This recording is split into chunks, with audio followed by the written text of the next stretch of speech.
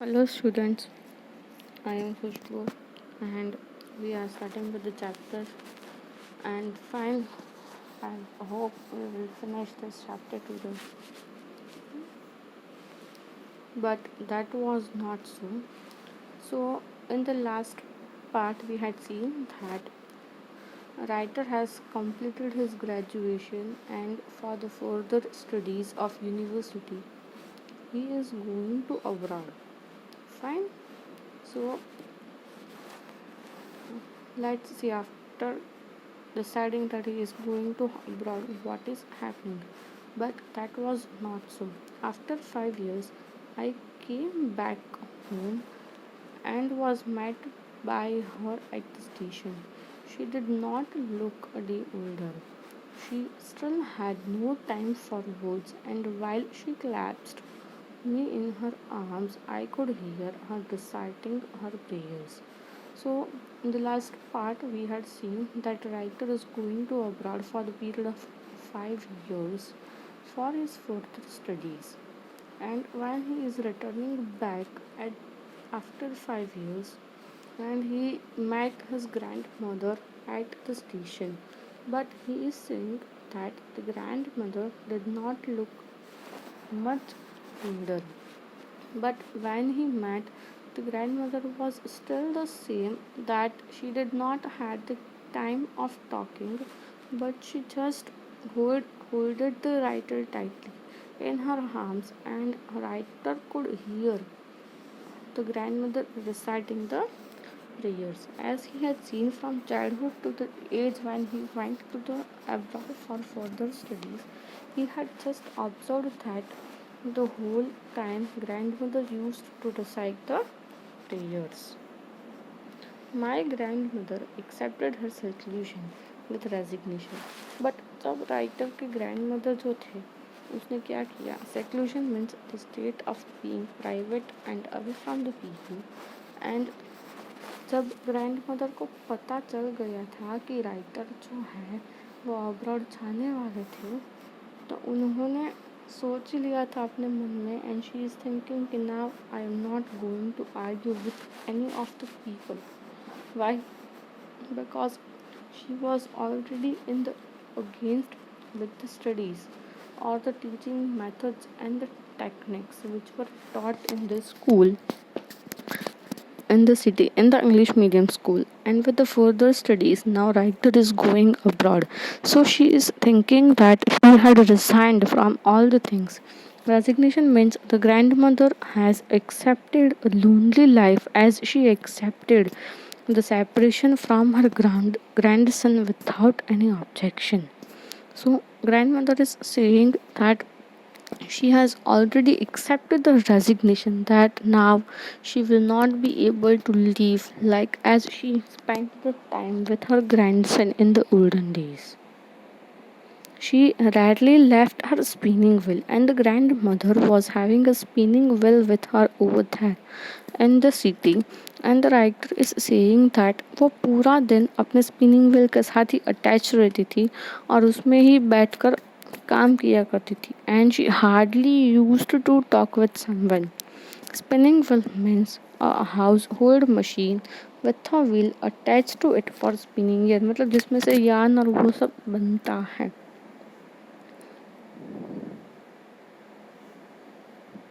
While she sat in the veranda, breaking the bread into little bits, hundreds of birds collected round her, creating a veritable bedlam of chirping. So, the writer is saying कि जब writer abroad चले गए और वहाँ से वापस आए, तो उसने क्या ऑब्जर्व किया कि उसके ग्रैंड मदर जो थे, शी वॉज टोटली अलोन. मतलब अब पहले जैसे वो किसी के साथ इतनी सारी बातें और वो सब नहीं करते थे, बट शाम का जो टाइम था वहाँ वो टाइम में ग्रैंड मदर जो थे वो वरंडा मतलब जो कोर्टयार्ड है वहाँ पर बैठते थे और वहाँ पे बैठकर ब्रेड्स के छोटे छोटे टुकड़े करते थे, और कोई स्टील रोटी चपाटी या ग्रेन्स और वो सब पड़ा है तो उसके भी छोटे छोटे टुकड़े करके वहाँ पे जो बोझ और वो सब आते थे उसको खिलाते थे. Some came and perched on her legs, others on her shoulders, and some even sagged on her forehead. मतलब ग्रैंड मदर और जो बर्ड्स का रिलेशन था वो इतना अच्छा हो गया था, इतना अच्छा बॉन्डिंग था। जो बर्ड्स थे वो कभी कभी तो उसके सिर पर बैठ जाते थे, कभी उसके शोल्डर्स पर या कभी उसके हेड पर। She smiled but never shooed them away. It used to be the happiest half hour of the day for her. मतलब ग्रैंड मदर जो थे वो पूरा दिन तो अपने काम में ही बिजी रहते थे, स्पिनिंग करते थे या अपने प्रेयर्स में बिजी रहते थे। बट जो हाफ एन आवर का टाइम था जिसमें ग्रैंड मदर बाहर वरांडा में बैठकर बर्ड्स को खाना खिलाते थे, that was the happiest time. और ग्रैंड मदर कभी भी शूट करके मतलब अ पर्सन और animal to go away by shouting और सेइंग शू। मतलब हम लोग जैसे कभी कभी एनिमल्स के ऊपर गुस्सा हो जाता है तो हम उसको बोलते हैं कि छा, मतलब बर्ड्स जो है उसको हम लोग भगा देते हैं, ऐसा ग्रैंड मदर कभी भी नहीं करते थे। और ये जो हाफ एन आवर का टाइम था जब ग्रैंड मदर वहाँ पे बैठकर उसको खाना खिलाते थे बर्ड्स को, ब्राइड्स के बाइट करके देते थे और ग्रेन्स देते थे, that was the happiest half an hour of the day. But my grand mother But my grandmother could. She was not even sentimental. She came to leave me at the railway station, but did not talk और show any emotion. और जब writer बोल सोचता है कि जब वो वापस जाएंगे अब्रॉड तो उसकी ग्रैंड मदर जो थे वो उसको छोड़ने के लिए तो आए स्टेशन पर, बट कोई भी इमोशंस उसने दिखाए नहीं। मतलब उसको ऐसा नहीं बोला कि यार तू रुक जा, मेरी एज हो गई है, मैं कब मर जाऊँ कुछ पता नहीं, ऐसा कुछ भी उसने नहीं बोला था। She came to live but उसने कुछ भी उसको बोला नहीं। Her lips moved in prayer, her mind was lost in prayer, her fingers were busy tallying the beats of her rosary। और जब वो स्टेशन पे राइटर को छोड़ने जाते हैं तभी भी उसका जो प्रेयर्स थी वो तो पूरे दिन शुरू ही रहती थी उसकी फिंगर्स में, मतलब उसके जो हाथ में जो माला थी वो हाथ में माला लेकर अपनी जो प्रेयर्स थी वो पूरे दिन करते रहते। Silently she kissed my forehead, and when I left, I cherished the moist imprint as perhaps the last sign of physical contact between us। और यहाँ पे राइटर जो है उसने एक चीज़ ऑब्जर्व की कि जब ग्रैंड मदर ने उसके फोरहेड पर किस किया और उसको ऐसी फीलिंग आई, मतलब उसको ऐसा लगा कि यहाँ पे जो हमारे रिलेशन है वो शायद ब्रेक हो जाएंगे। क्यों? क्योंकि राइटर तो अब स्टडीज़ के लिए अब्रॉड जा रहा है, तो यहाँ पे उसको लगा कि this was the last physical contact between me and my grand mother. Even on the first day of my arrival, her happiest moment with her sparrows, whom she fed longer with the fearless books। सो जब वापस थोड़े time बाद अब by the end of 5 years वो वापस आए तभी भी उसने वही ऑब्जर्व किया कि ग्रैंड मदर जो थी वो जैसे पहले एनिमल्स सॉरी बर्ड्स को फीड करते थे वैसे ही आज भी उसको फीड करती थी। और जो हाफ एन आवर तभी भी जो हैप्पीएस्ट मोमेंट था, still it was the same happiest moment. In the evening, a change came over her. She did not pray. She collected the women of the neighborhood, got an old drum and started to sing। मतलब उसके जो regular schedule था उसमें सिर्फ एक change आया था कि इवनिंग में वो प्रेयर्स नहीं करते थे, गुजराती में जिसको हम लोग भजन बोलते हैं ना वो, बट आजू बाजू की जो औरतें होती थी वो सबको बिठाकर वो भजन गाते थे।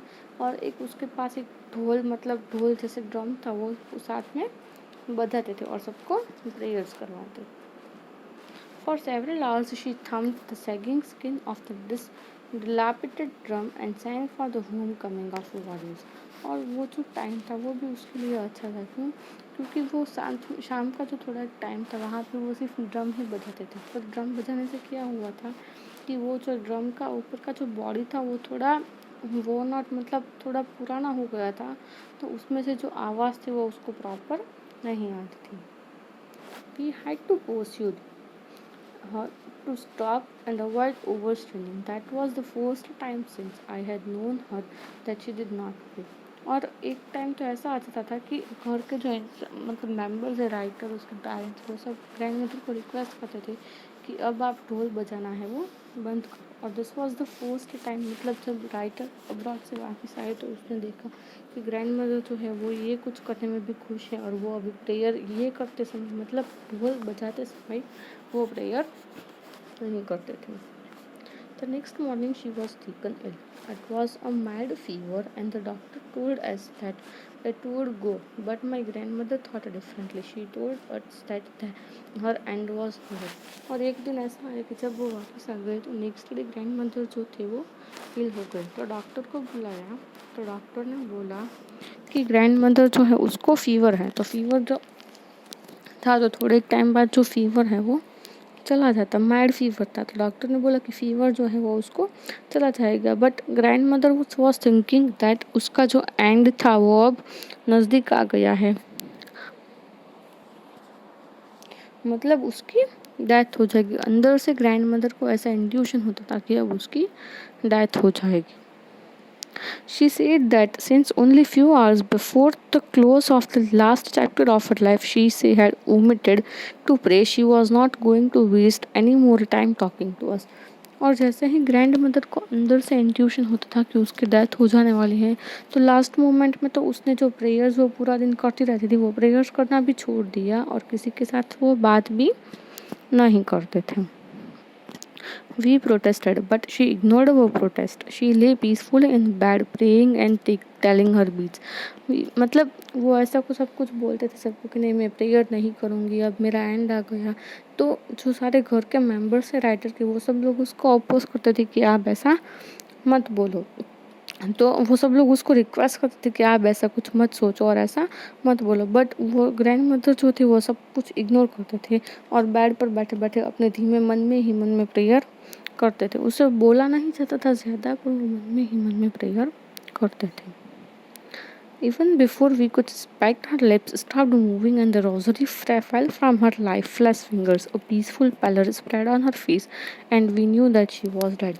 और एक टाइम ऐसा आया कि जब सब लोग उसके सामने थे तो क्या हुआ, वो प्रेयर मन में थोड़ी लिपसिंग उसकी होती थी तो उसके बाद उसकी जो लिपसिंग थी वो बंद हो गई और उसके हाथ में जो माला थी वो माला भी उसके हाथ से गिर गई. तो सबने सोचा कि उसकी अब डेथ हो गई और एक्चुअल में डॉक्टर जब आए तो उसने बोला कि ग्रैंड मदर की डेथ हो गई.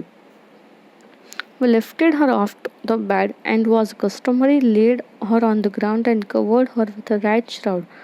मतलब वहाँ पे जो जहाँ पे वो लोग रहते थे वहाँ का एक ट्रेडिशन था कि जब इंसान की कभी डेथ हो जाती है तो उसका जो बॉडी है वो रेड कलर के पीस से ढाँक देना चाहिए. तो उन लोगों ने भी एज द कस्टम ट्रेडिशन वहाँ पे चलती आ रही थी, सब लोगों ने वो ट्रेडिशन को फॉलो किया. And after few hours of morning we left her alone to make the arrangements for funeral. और थोड़े टाइम सब लोग जब इकट्ठा नहीं हो जाते तब तक उन्होंने डेड बॉडी को वहीं पर रखा और उसके बाद फ्यूनरल मतलब उसकी डेड बॉडी को जलाने की जो विधि थी उसके लिए सब ने प्रिपरेशंस शुरू कर दी. In the evening, we went to her room with a crude stretcher to take her to the cremated. मतलब उसका जो बॉडी था उसको ले जाने के लिए कुछ स्ट्रेचर क्या वो कुछ तो चाहिए. तो उसके घर में जो स्ट्रेचर पड़ा था वही स्ट्रेचर का उन लोगों ने यूटिलाइज़ किया और उसकी डेड बॉडी जो थी वो बर्न करने के लिए ले जा रहे थे तो वही स्ट्रेचर में डालकर बॉडी को वो लोग ले गए. The sun was setting and had lit her room and veranda with a blaze of golden light. ऐसे भी डेथ हो गई थी बट इवनिंग का टाइम था तो थोड़ा अंधारा हो गया था तो उसके पास इतनी फैसिलिटीज़ नहीं थी उन लोगों के घर में. तो येलो कलर का जो बल्ब होता था वो सिर्फ उन लोगों ने जलाया था. We stopped halfway in the courtyard, all over the veranda, and in her room, right up to her, where she lay dead and swift wrapped in the red shroud. Thousands of sparrows sat scattered on the floor. और जब dead body को funeral के लिए सब लोग ले जा रहे थे तो डेड बॉडी लेने के लिए सब लोग रूम में गए तो उन्होंने क्या देखा कि बाहर जो वरंडा था वहाँ पे जब और बाहर लाकर जब डेड बॉडी को रखा तो सबने क्या देखा कि वरंडा में बहुत सारे स्पैरोस, जो स्पैरोस को वो ग्रैंड मदर हर रोज़ फीड करती थी वो सारे स्पैरोस जो हैं वो भी वहाँ पर थे और सारे स्पैरोस जो हैं वो वहाँ पर थे और they were not making the noise. There was no chirping. We felt sorry for the birds and my mother fetched some bread to them.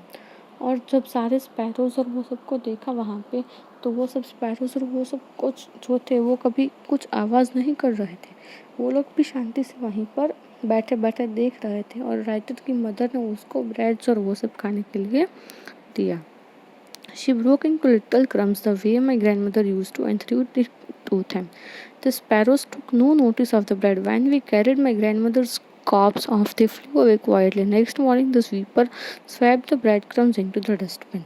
और स्पैरोज और वो सब जो थे उसको भी पता चल गया था कि ग्रैंड मदर की डेथ हो गई। तो जब राइटर की मम्मी ने उसको वो ब्रेड और वो सब दिया, तो स्पैरोज और वो सब जो बर्ड्स थे उसने उसके ऊपर नोटिस नहीं किया। और जब डेड बॉडी लेकर वो लोग चले गए घर के बाहर, तो स्पैरोज जो थे वो सारे भी उड़ गई। और नेक्स्ट मॉर्निंग वो ब्रेड जो थी वो तो वहीं पर थी, और नेक्स्ट मॉर्निंग जो कचरा साफ करने वाला आया उसने वो ब्रेड जो थी वो डस्टबिन में डाल दी।